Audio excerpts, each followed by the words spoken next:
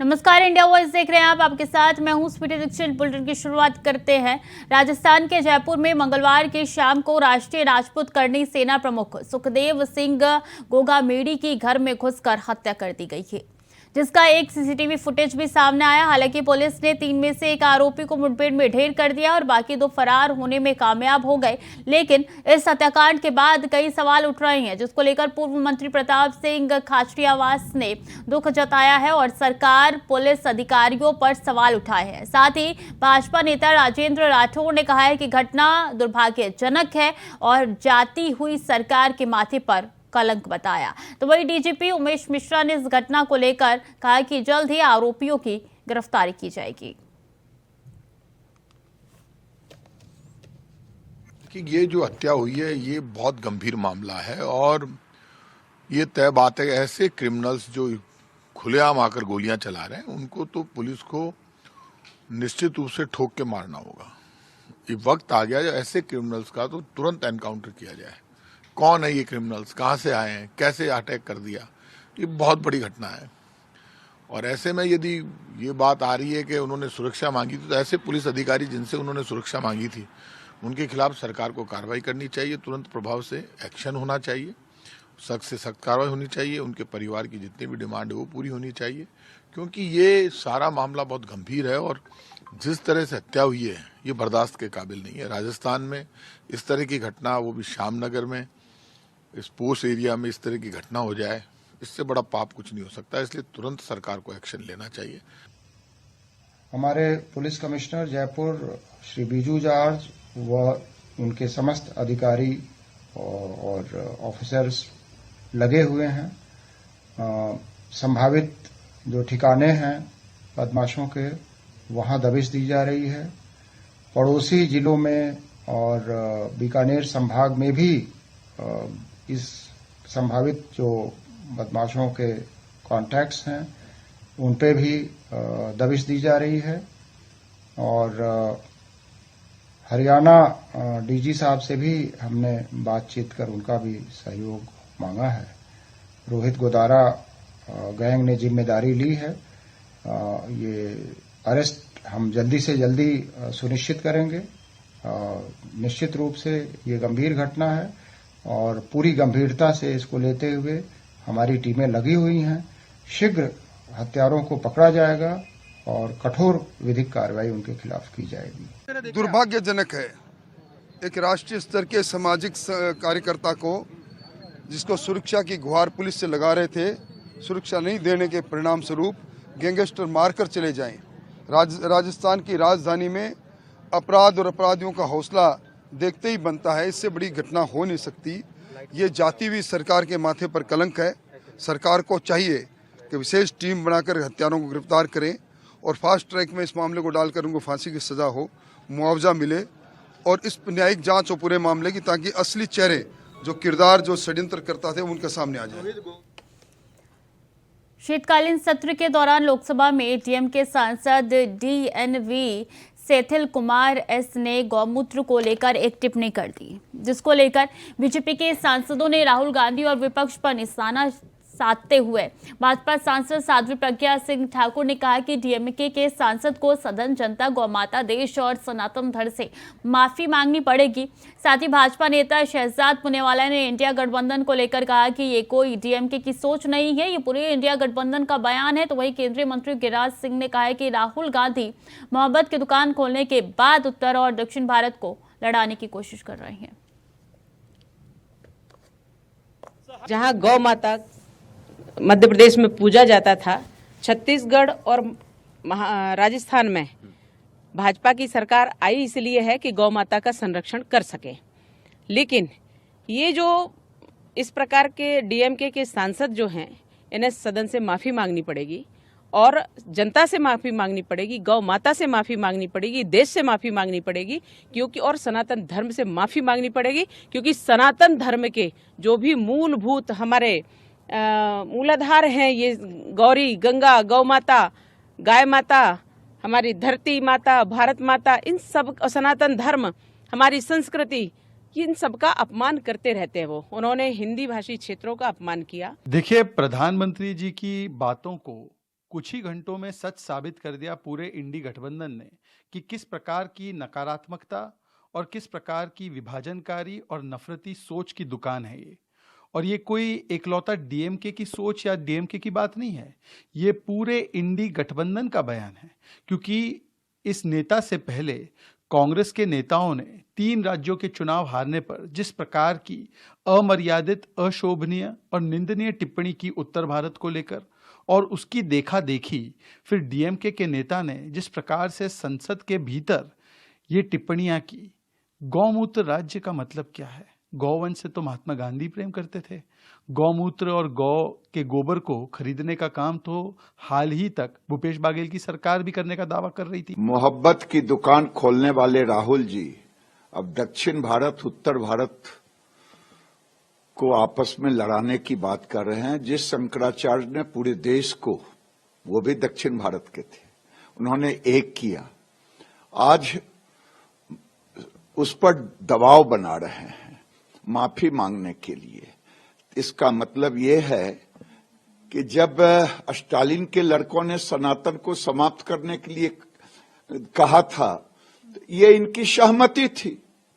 भूले नहीं, हम गौ को और गौ माता को और गौ माता के मूत्र को भी हम सम्मान करते हैं, पूजते हैं, मुझे इसका फक्र है। लेकिन सनातन को जो समाप्त करने की कोशिश करेगा वही समाप्त हो जाएगा। ये मैं डंके की चोट पे कहता हूं, ऐसी हल्की बयान न।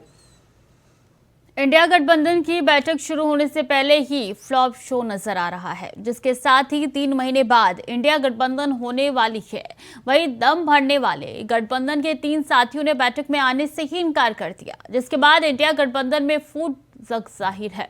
और माना जा रहा है कि ममता और नीतीश के साथ ही सपा सुप्रीमो भी कांग्रेस को अपनी नाराजगी दिखा रही है, अपनी ताकत का एहसास कराने की कवायद में है, जिसके बाद अब कांग्रेस के लिए गठबंधन को साधना और सभी दलों को साथ लेकर चलना टेढ़ी खीर साबित हो रही है। रिपोर्ट देखिए। ये बात खत्म हो गई, अब परिणाम आ गया, अहंकार भी खत्म हो गया।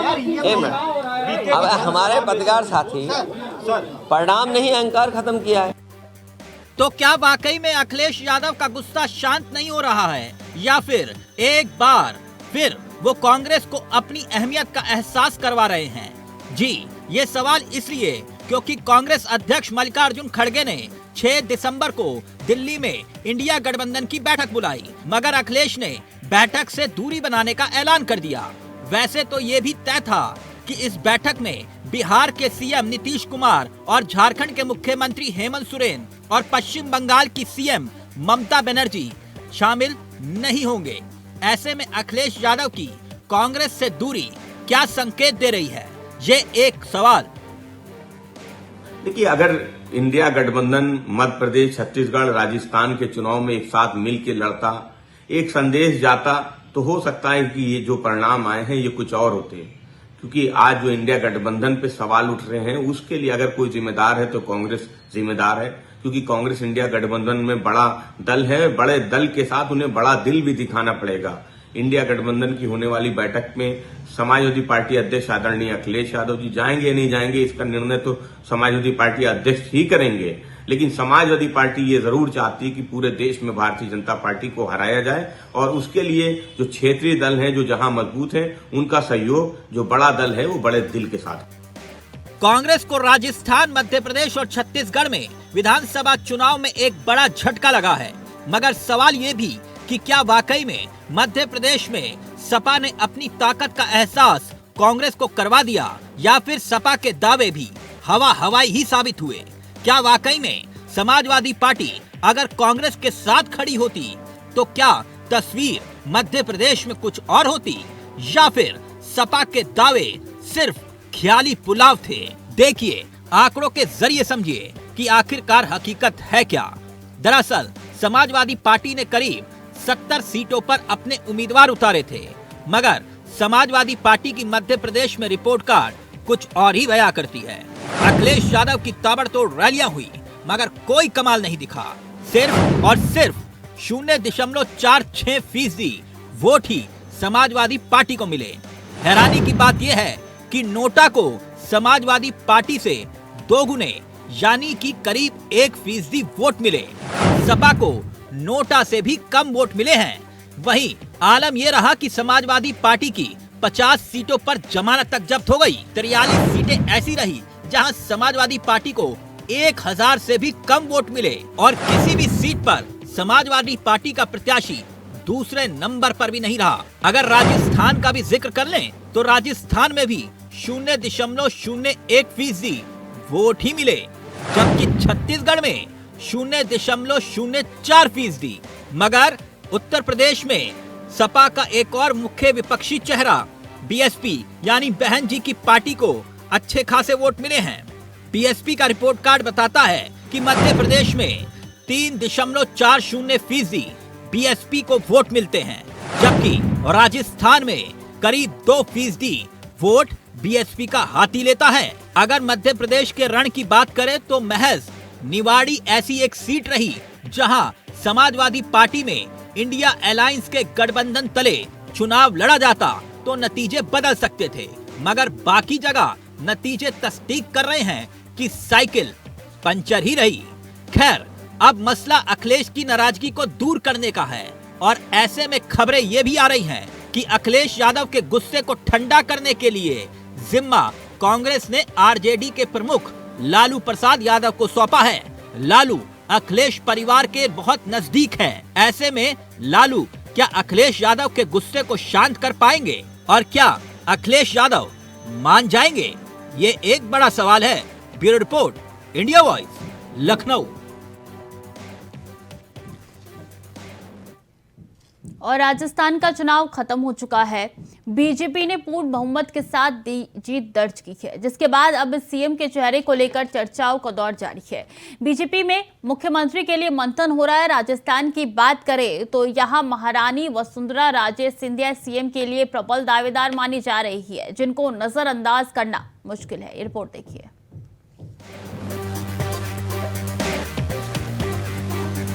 राजस्थान में बीजेपी प्रचंड बहुमत की ओर बहुत तेजी से बढ़ी। पार्टी ये चुनाव प्रधानमंत्री नरेंद्र मोदी के चेहरे पर लड़ रही थी। बीजेपी ने इस बार किसी नेता को सीएम फेस के रूप में प्रोजेक्ट नहीं किया था। अब सवाल ये है कि सत्ता में आने के बाद कौन बनेगा राजस्थान का मुख्यमंत्री। पार्टी के सूत्रों की माने तो राजस्थान में गजेंद्र सिंह शेखावत और वसुंधरा राजे में कड़ी टक्कर मानी जा रही है। वसुंधरा का कद राजस्थान में गजेंद्र सिंह शेखावत के मुकाबले बड़ा है। राजनीति के अनुभव की बात करें तो वसुंधरा राजे भी राजस्थान की 2 बार की मुख्यमंत्री रह चुकी हैं और अटल सरकार में देश की पहली सूक्ष्म, लघु और मध्यम उद्यम मंत्री रह चुकी हैं। फिलहाल वसुंधरा राजे पार्टी की राष्ट्रीय उपाध्यक्ष हैं। सियासत का लंबा अनुभव। 70 साल की वसुंधरा राजे के पास सियासत का लंबा अनुभव है। साल 1984 में वसुंधरा राजे ने सक्रिय राजनीति में भारतीय जनता पार्टी के युवा मोर्चा से अपनी करियर का आगाज किया। 1985 में पहली बार विधानसभा के सदस्य के रूप में निर्वाचित हुई और फिर उसके बाद अपने राजनीतिक जीवन में कभी पीछे मुड़कर नहीं देखा। 1989 में वसुंधरा राजे पहली बार झालावाड़ सीट से लोकसभा पहुंची और 2003 तक अटल जी के नेतृत्व वाली सरकार में कई मंत्रालय का कार्यभार संभाला। साल 2003 में वसुंधरा राजे की राजस्थान की राजनीति में वापसी होती है और फिर पिछले 20 सालों से महारानी सूबे की राजनीति में सक्रिय है। कर्नाटक चुनाव में येदियुरप्पा को दरकिनार करने का खामियाजा पार्टी को बड़ी हार के रूप में भुगतना पड़ा था। ऐसे में बीजेपी लोकसभा चुनाव के ठीक पहले राजस्थान में वसुंधरा जैसे बड़ी जनाधार वाली नेता की नाराजगी का रिस्क नहीं लेना चाहेगी। गहलोत के मुकाबले की नेता। राजस्थान में अशोक गहलोत के मुकाबले का बीजेपी में कोई नेता है तो वो वसुंधरा राजे है। साल 2003 के बाद से राजस्थान की राजनीति इन्हीं 2 नेताओं के इर्द गिर्द घूमती रही है। वसुंधरा राजे बीजेपी की सबसे लोकप्रिय नेता भी रही हैं। चुनाव से पहले सर्वे में 36% लोगों ने वसुंधरा को सीएम पद के लिए अपनी पहली पसंद बताया था। जमीनी नेता वसुंधरा। वसुंधरा राजे की इमेज जमीनी नेता की है। वसुंधरा कार्यकर्ताओं के बीच बहुत लोकप्रिय है। लंबे समय से सियासत में सक्रिय वसुंधरा की संगठन में मजबूत पकड़ मानी जाती है। साल 2018 के चुनाव में बीजेपी की उम्मीद से बेहतर प्रदर्शन के लिए 2 बार की मुख्यमंत्री वसुंधरा राजे की संगठन शक्ति और कार्यकर्ताओं पर मजबूत पकड़ को श्रेय दिया जाता है। यही वजह है कि बीजेपी में साल 2003 से राजस्थान के सांगठनिक नियुक्तियों में उनकी पसंद का ख्याल रखा जाता है। चुनावी साल में जब पार्टी के नेता कई परिवर्तन यात्रा कर रहे थे और भीड़ नहीं जुट पा रही थी, तो इसके पीछे वसुंधरा की दूरी की चर्चा तेज हो गई थी। वोट बैंक की ताकत। वसुंधरा राजे की एक बड़ी खासियत ये है कि उन्होंने सत्ता में रहते हुए महिलाओं के उत्थान के लिए बहुत सारी योजनाओं की शुरुआत की थी। उनके पक्ष में एक चीज ये चली जाती है कि एक तो उनका महिला नेता होना, दूसरा उनकी योजनाएं। ये दोनों मिलकर जाति धर्म की भावना से ऊपर उठकर आधी आबादी का एक अलग से वोट बैंक सेट करती हैं। महिला वोट बैंक में मजबूत पकड़ होने के बावजूद अलग अलग जातियों में भी उनकी मजबूत पकड़ मानी जाती है। राजपूत, जाट, गुज्जर और आदिवासी जातियों में वसुंधरा बेहद लोकप्रिय है। साफ है वसुंधरा राजे राजस्थान की राजनीति से इस तरह से वाकिफ हैं, जिस तरह अध्यापक अपने शिष्य से वाकिफ होता है। वसुंधरा राजे राजस्थान विधानसभा की 60 सीटों पर सीधा प्रभाव डालती हैं और 199 सीटों पर समीकरण बनाना बिगाड़ना भी जानती है। ऐसे में बीजेपी कोई रिस्क लेगी, लगता तो मुश्किल है। Bureau report, India voice.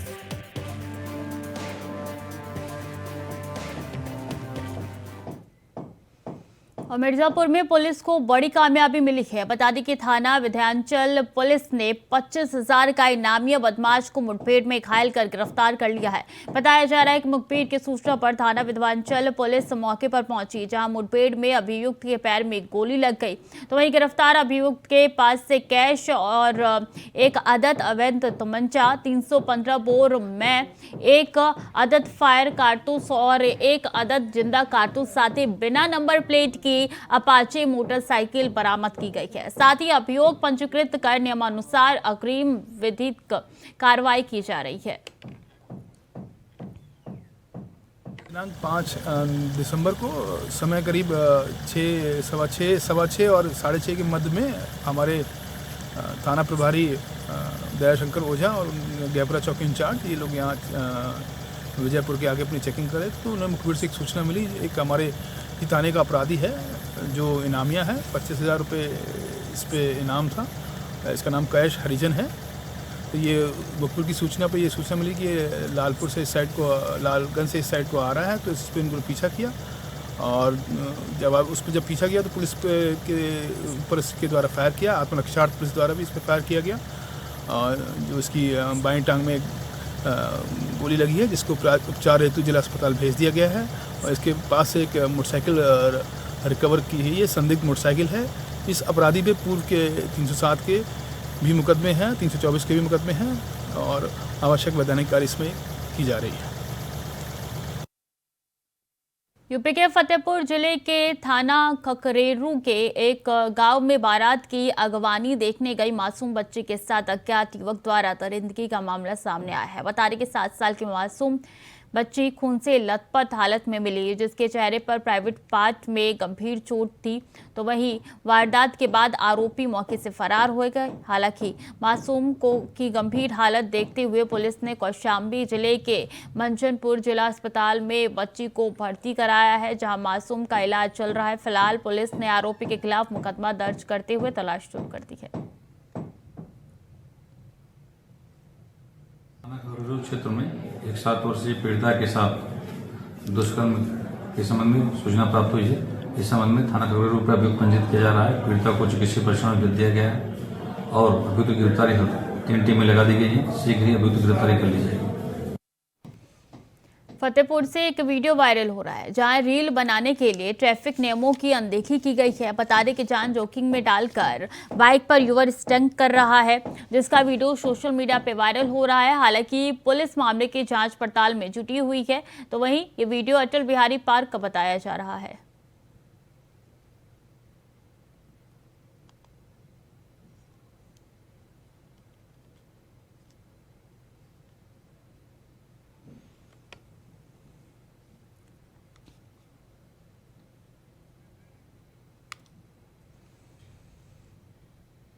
Hapur के बाबूगढ़ थाना क्षेत्र में पैसे के लेन देन को लेकर दो पक्षों में विवाद हो गया, जिसमें जमकर पथराव हुआ, जिसमें 2 लोग घायल हो गए, जिन्हें इलाज के लिए अस्पताल में भर्ती कराया गया है। वहीं पुलिस ने मामले में तहरीर पर रिपोर्ट दर्ज कर आगे की कार्रवाई शुरू कर दी है।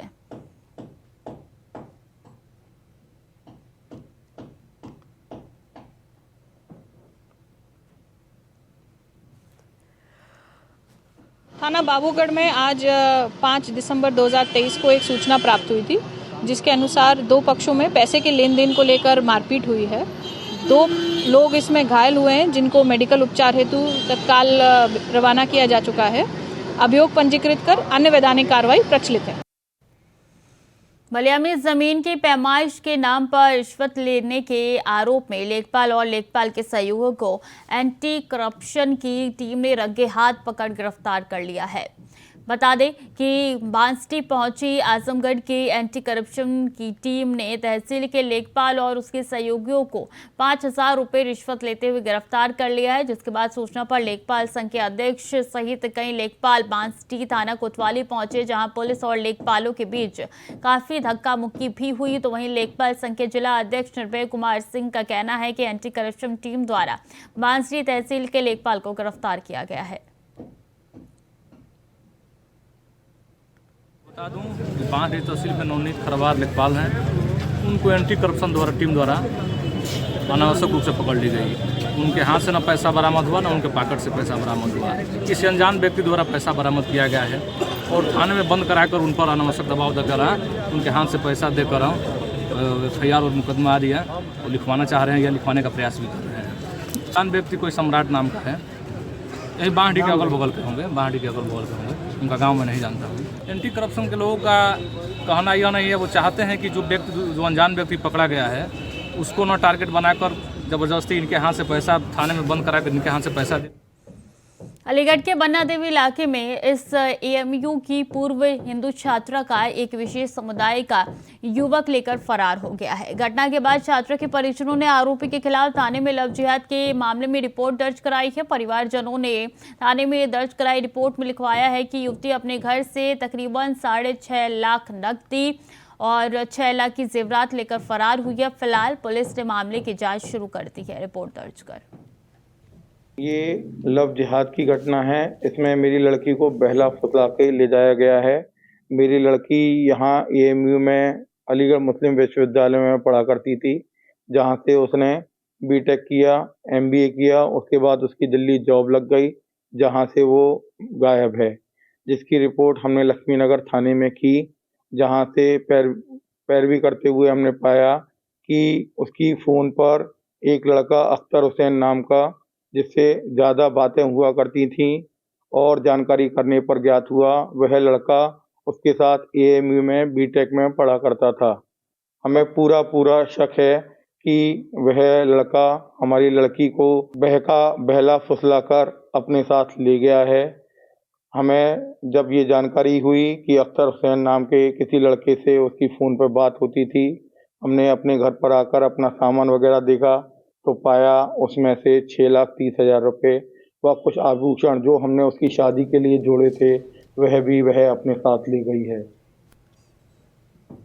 बुलंदशहर के पहासू में चेकिंग के दौरान पुलिस और बाइक सवार बदमाश की मुठभेड़ हो गई। बता दें कि मुठभेड़ के दौरान पुलिस की गोली लगने से घायल हो गया।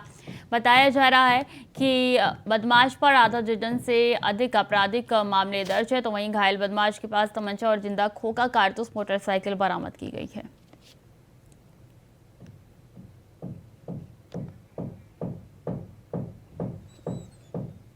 तो फिलहाल के लिए बुलेटिन में इतना ही। खबरें लगातार जारी है, देखते रहिए इंडिया वॉइस।